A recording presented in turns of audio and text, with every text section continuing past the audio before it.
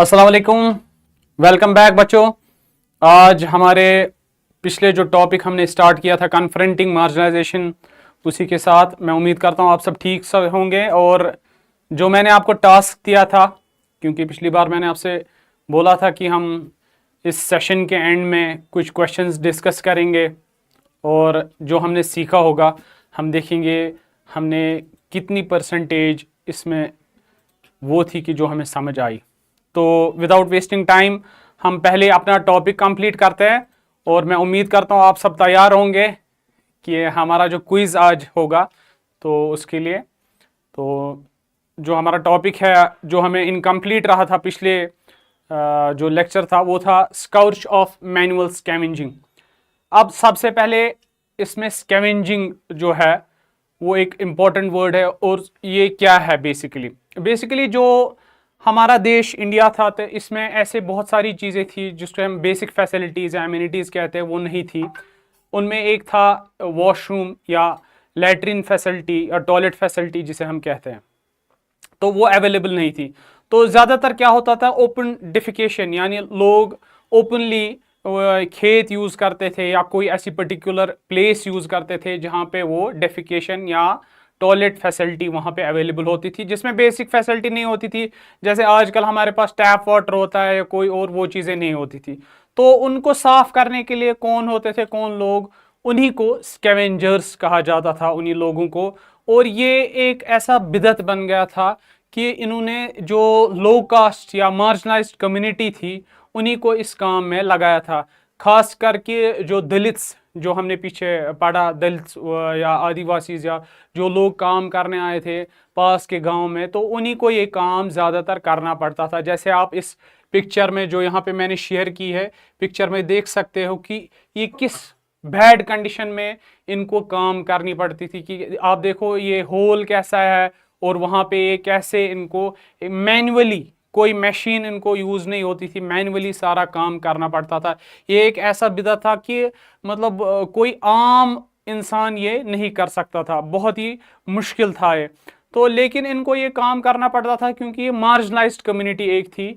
और ये एक बहुत बड़ी चैलेंज था इनके लिए। ज़्यादातर लड़कियां और औरतें ये काम करती थी और ज़्यादा जो मुश्किल होते थे वो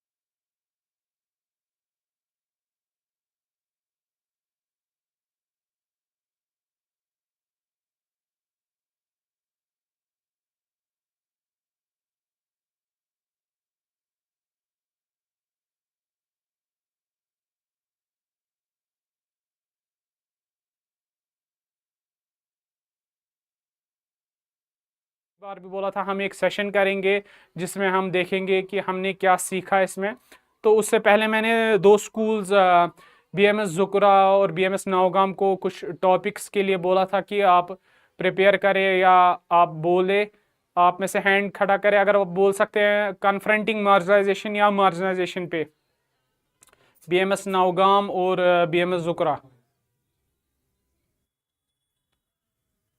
जी बीएमएस नौगाम, कुछ भी जो आपको समझ आया कि मार्जिनाइजेशन क्या होता है या कन्फ्रंटिंग मार्जिनाइजेशन क्या होता है, दो में से एक टॉपिक आप बोल सकते हैं 5-6 सेंटेंस में किसी भी लैंग्वेज में।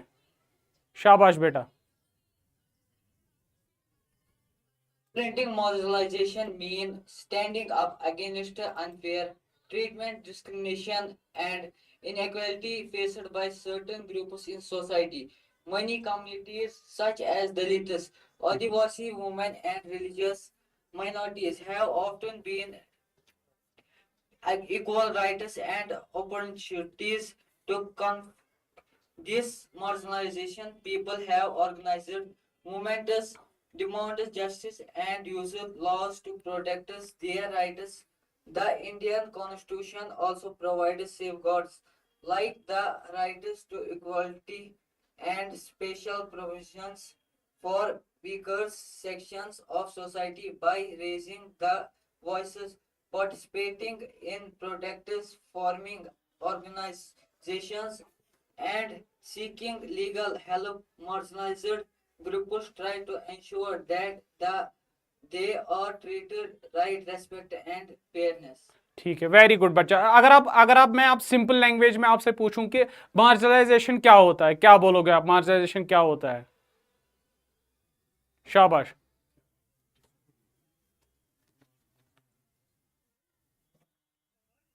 आप डेफिनेशन मत पढ़ो, आपको क्या समझ आया मार्जिनाइजेशन से? क्या हम समझते हैं, क्या है मार्जिनाइजेशन?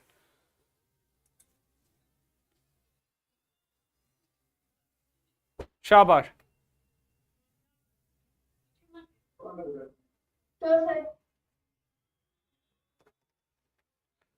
मतलब जो आपने डेफिनेशन पढ़ी ना बेटा, आप मतलब अपने वर्ड्स में अगर मैं आपको बोलूं क्या होता है मार्जिनाइजेशन, जरूरी नहीं आप इंग्लिश यूज करो, आप कोई भी लैंग्वेज यूज कर सकते हो।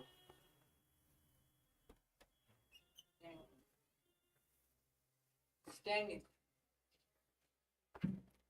शाबाश, क्या बोला आपने बेटा?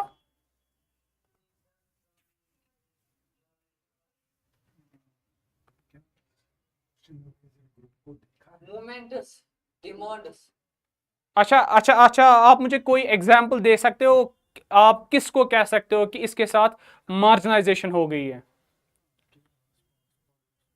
आपके आसपास या आपने किसी को देखा हो कि मुझे लगता है इसके साथ मार्जिनाइजेशन हो गई है, आपने कोई ग्रुप की एग्जाम्पल आप दे सकते हो?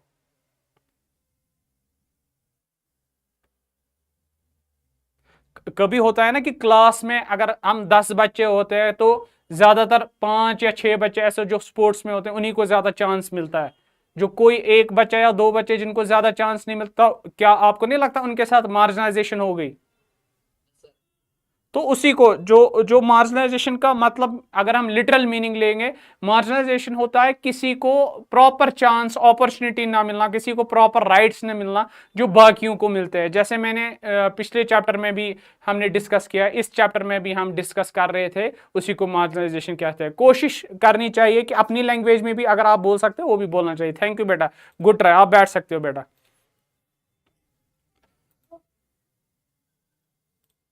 कोई और जीएमएस बरजुला ने कुछ कहा था, क्या आप कुछ कहना चाहोगे इस पे?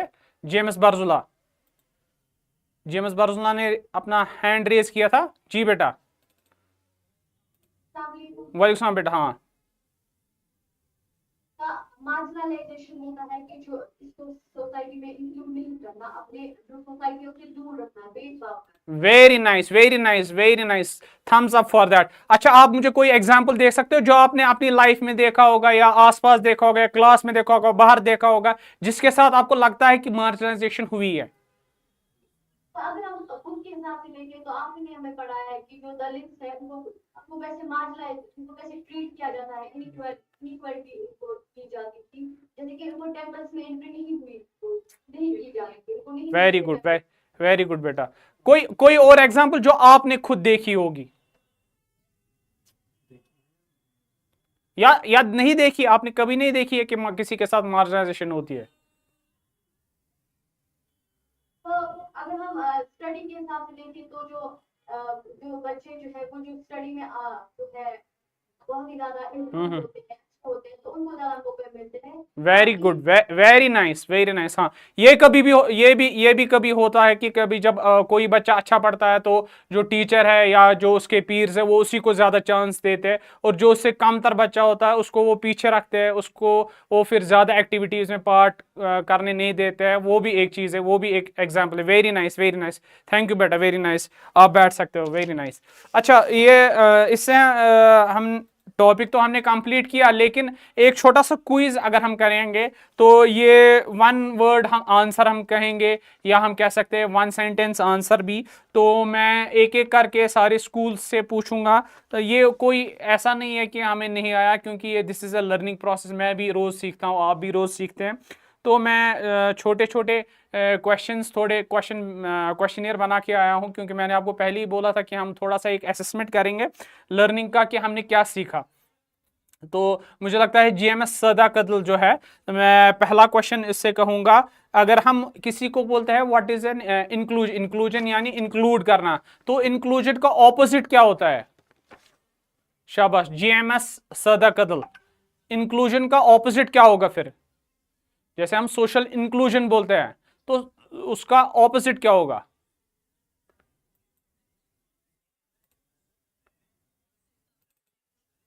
इंक्लूजन का मतलब होता है इंक्लूड करना।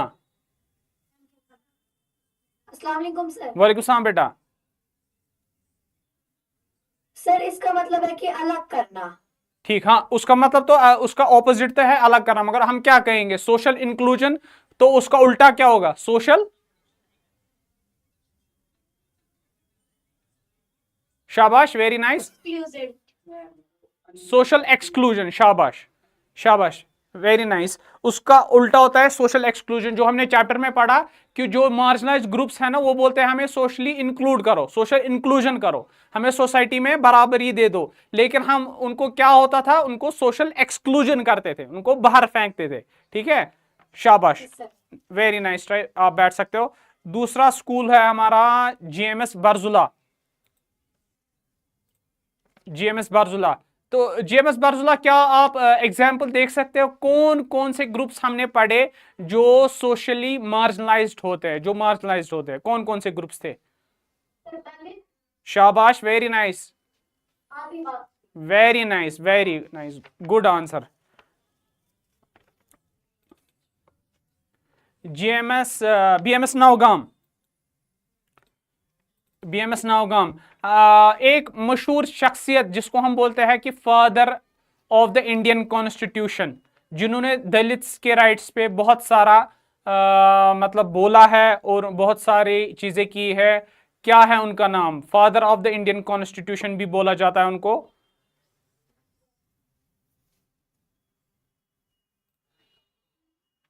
जी बेटा, उनको father of the Indian constitution भी बोला जाता है, और उन्होंने दलित्स के बारे में बहुत सारे काम किए हैं ताकि उनको वो अनटचेबिलिटी का। कोई और हैंड रेज करेगा?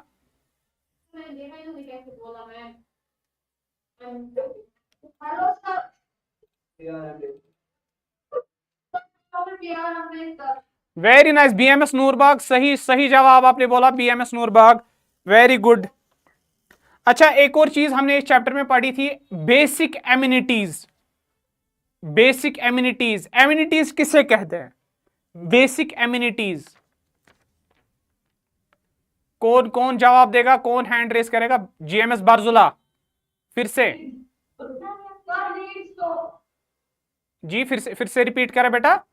जो बेस्ट जीएमएस बरजुला, फिर से रिपीट करें। बुनियादी जरूरियात, वेरी नाइस जीएमएस बरजुला, बुनियादी जरूरियात में क्या क्या आता है, जरा आप मुझे बोल सकते हैं क्या क्या इम्यूनिटीज आती है? फूड आता है, हमारा वाटर आता है, तो हमारे में क्लोथ आते हैं, आता है, शेल्टर आता है। Very nice. रोड्स आते हैं, ठीक है, वाटर आता है, ठीक है, हमारा जो मतलब पक्का हाउस जिसे हम कहते हैं, क्योंकि हमने पिछले चैप्टर में भी आपको अगर याद होगा माइनॉरिटीज का एक टेबल दिखाया था मैंने, जिसमें मैंने मुस्लिम्स का दिखाया था बेसिक एम्यूनिटीज, उनको पक्का हाउस, इलेक्ट्रिसिटी, टैप वाटर। जो बेसिक एम्यूनिटीज किसको कहते हैं कि जो बेसिक चीजें इंसान को जरूरत होती है अपनी जिंदगी गुजारने के लिए, तो क्या उनको बेसिक फैसिलिटीज मिलती है? जो मार्जिनलाइज्ड कम्युनिटी थी उनको वो बेसिक फैसिलिटीज नहीं मिलती थी पूरी, जो बाकी कम्युनिटीज को मिलती थी, उसी को बेसिक एम्यूनिटीज कहा जाता है। अच्छा, एक और चीज जो हमने स्कूल में इस चैप्टर में पढ़ी, जो दलित्स है, दलित्स को एक और नाम से पुकारा जाता है।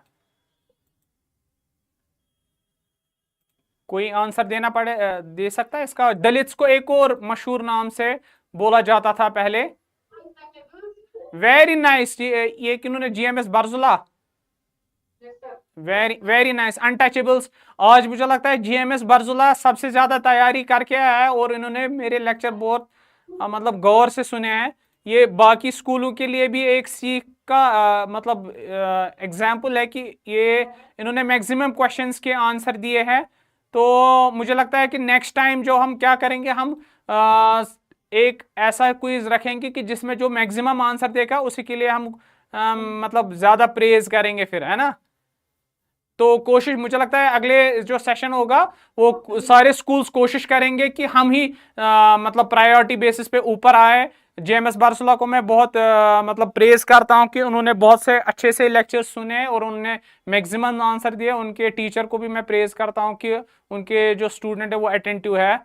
तो इसलिए मैं कहता हूं कि वो जो बाकी लेक्चर्स भी हो आप अटेंटिव रहे, क्योंकि ऐसी चीज़ें असेसमेंट में फिर दिखती है कि बच्चों ने क्या सीखा। और इंशाल्लाह हम देखेंगे कि नेक्स्ट लेक्चर में हम और कुछ सीखेंगे। तो उसके लिए अस्सलाम वालेकुम।